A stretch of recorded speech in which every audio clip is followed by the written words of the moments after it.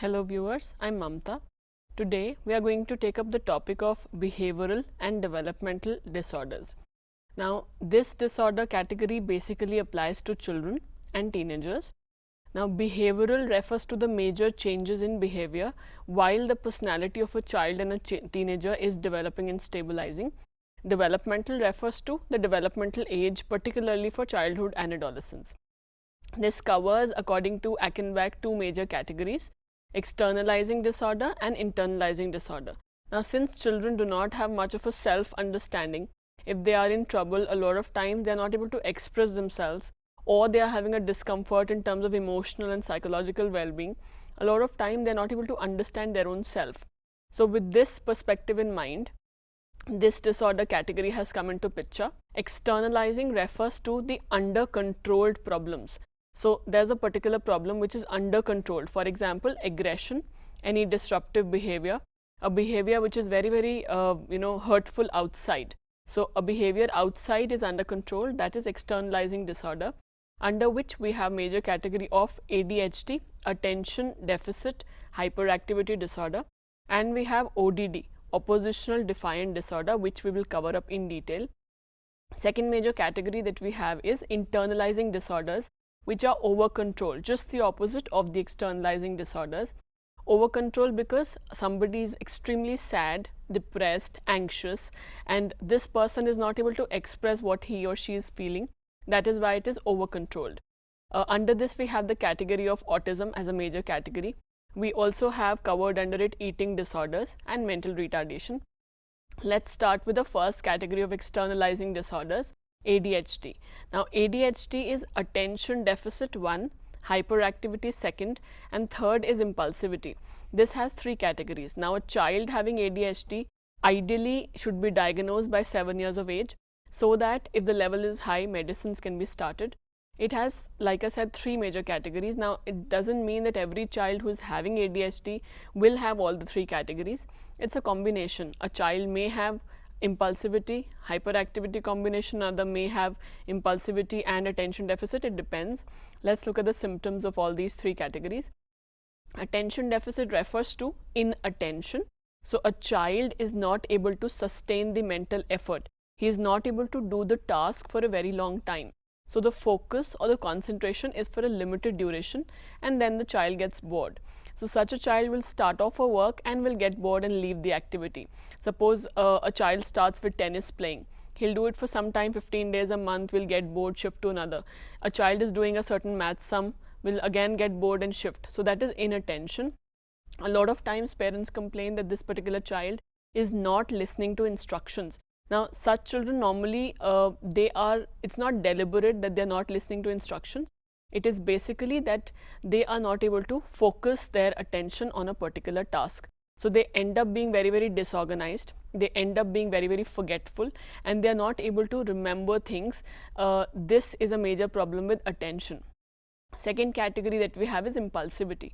Impulsive, as the word says, is low self-control. So such children will not be able to wait. The patience level is deliberately, it's not that the child doesn't have, it's just that the child is not able to wait for something. So they are not able to delay their satisfaction. Whatever they want it immediately. They cannot wait. So a child standing in the queue will not be having the patience to wait for his turn, will definitely go out of the turn and get whatever is required. Or a child has to speak something, will not wait for his turn, he will speak whenever he can, he will keep on speaking. That is impulsivity. They do not think of the consequence, they just act, they just speak, they just blurt out whatever is on their mind. That is impulsivity. The third category that we have is hyperactivity. Hyperactivity, as the name suggests, the child is in constant motion. It's like there is a lot of motor activity going on.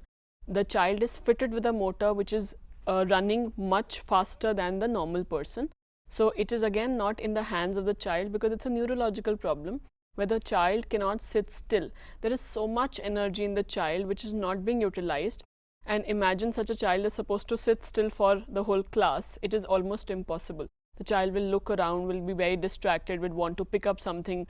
The child he finishes off the work very fast, much faster than the other children. So then he would skirm around, he would run around, he would just do some activity so that he gets the stimulation. That is hyperactivity. Next category of this same category of disorders externalizing is ODD, oppositional defiant disorder. Opposition, that means a child who is opposing the authority, the child who is violating the rules, not following what everybody else is following. It is not just rebellion, it is a genuine problem where the person is extremely stubborn, very, very irritable, and not obeying what is being told for him to follow. The child is more of defiant, so defies the rules and authorities, does not obey, and only behaves in a manner which is antisocial. So here we talk about in ODD category.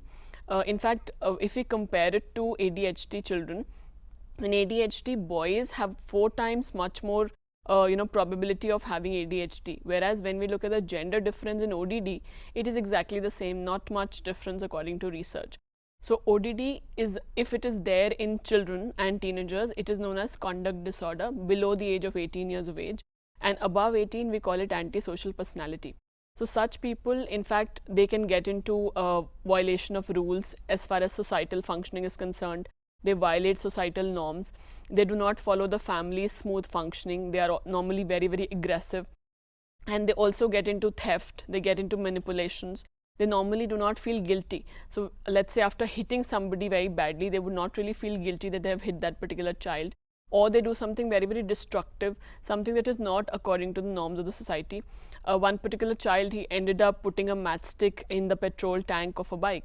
So that was very, very destructive again. They don't do it deliberately, it's just that they have a tendency, because somewhere they've not got the attention, they've not got the love. A lot of inconsistent parenting has resulted in this.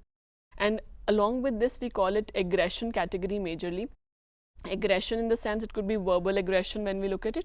In terms of the hostility comes out in the form of abusing or swearing or any fights that they pick up.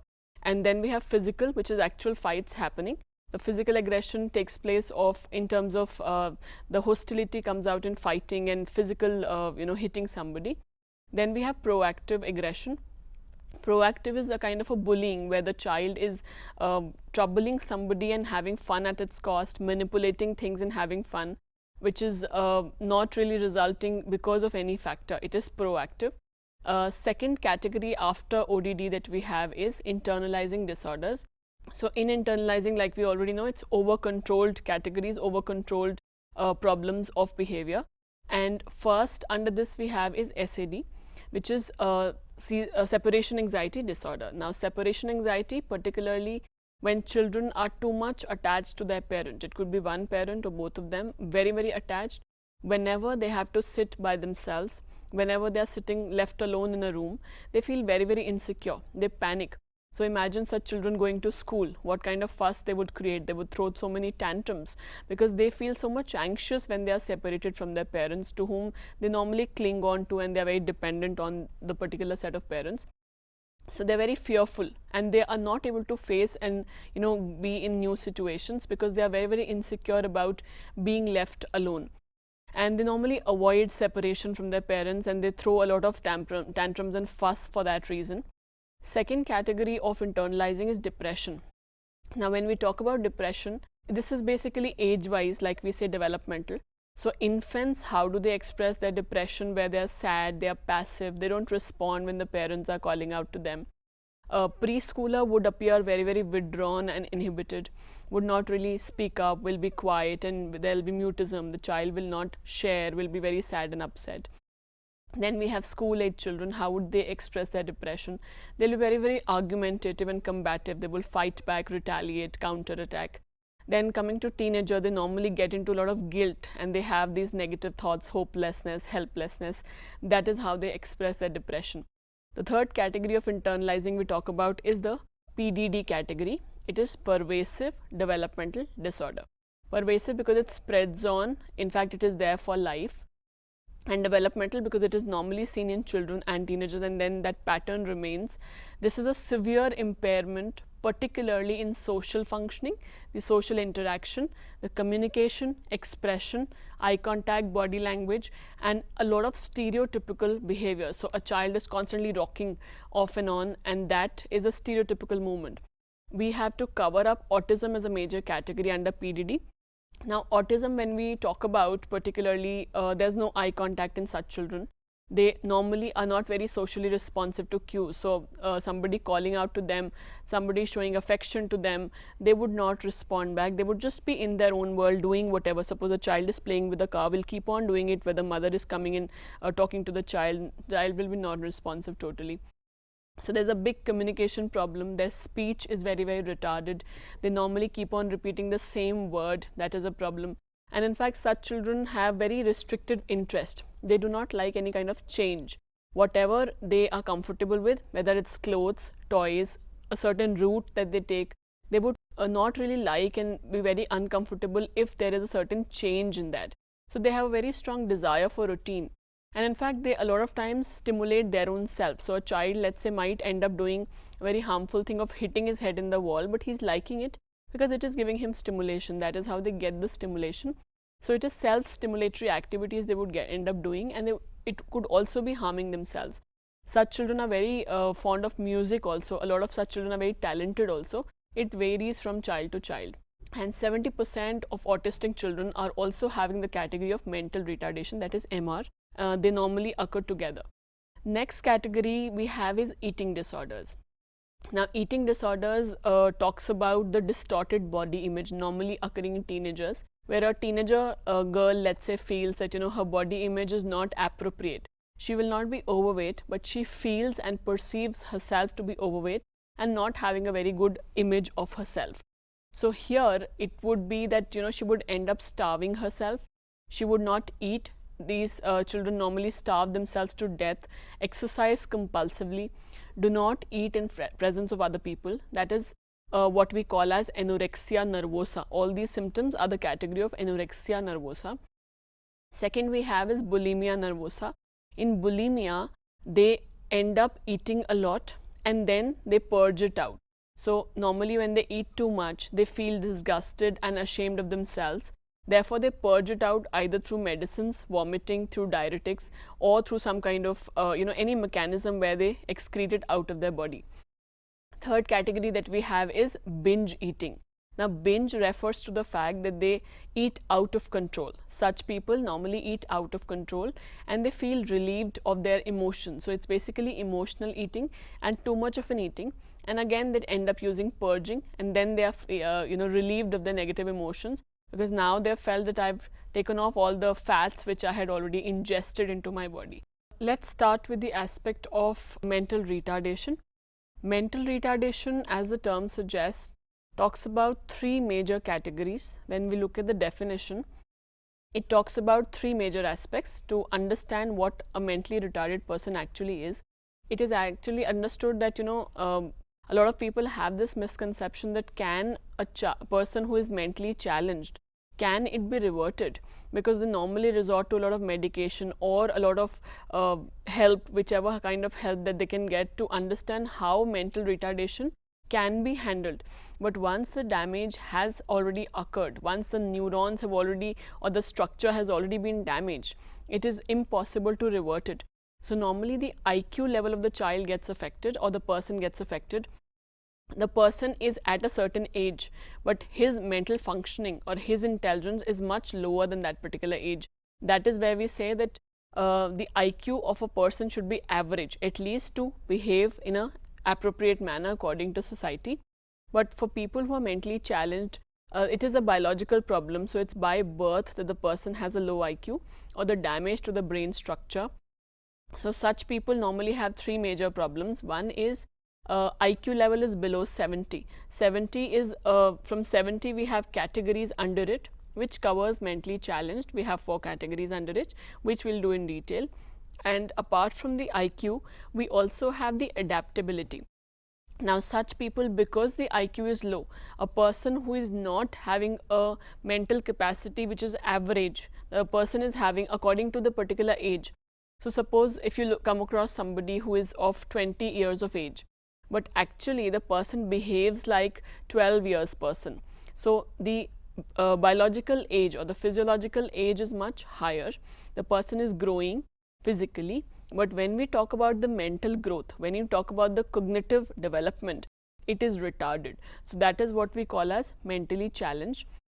A lot of adaptability problems, they are not able to adjust because if we look at their normal functioning where IQ helps us, where our intelligence level helps us, we normally do our things ourselves. We call it self-help skills. We dress up on our own, we eat our food, we manage our own daily routine affairs. But people who are mentally challenged normally face a lot of problem in self-help.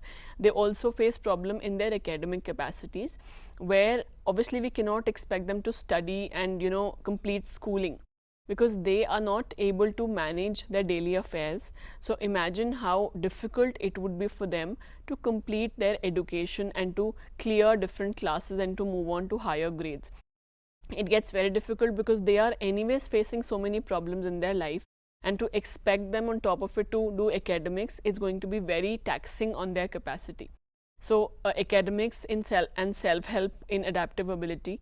We also talk about their social skills in that in general.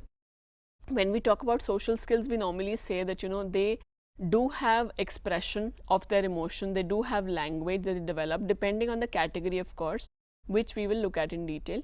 But they face a lot of problems in terms of adjusting and managing. So that is again adaptability capacity.